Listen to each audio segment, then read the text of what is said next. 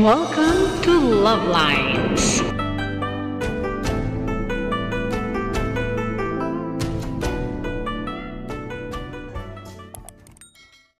Good morning Philippines and hello world. Araw ng linggo kaya tara simba tayo.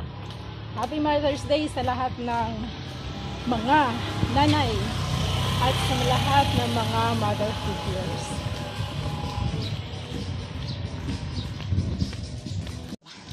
It's a sunny Sunday morning. May mga ulap-ulap sa langit. Pero kaya ng payong. Magandang panahon. Happy Mother's Day sa lahat ng mga mothers. Ano si Love Lines Jr.? Okay. Parang country girl ang damit, no?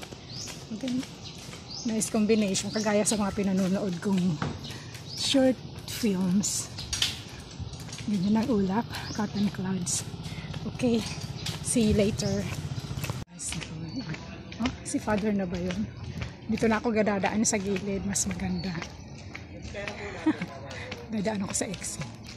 Ayun.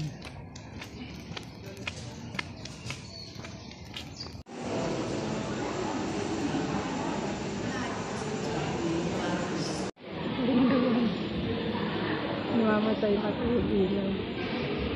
Pagdang bilang.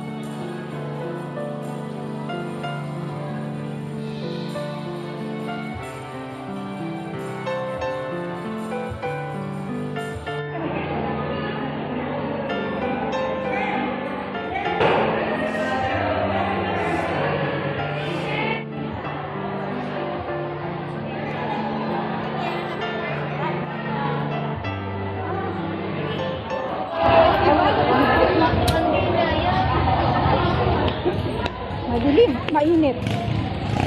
Ayun na ako.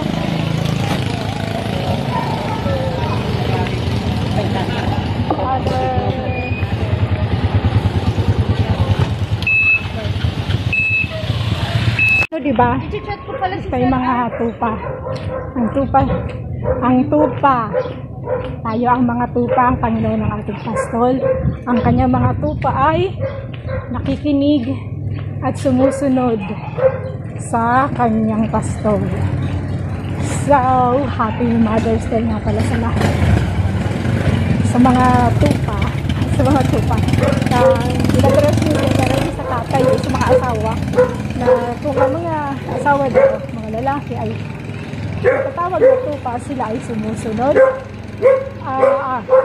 Nakikinig at sumusunod sa Panginoon. So, nakinig, alam nila ang kanilang mga tawag ito, ang kanilang pinangako nung ikinasal yun.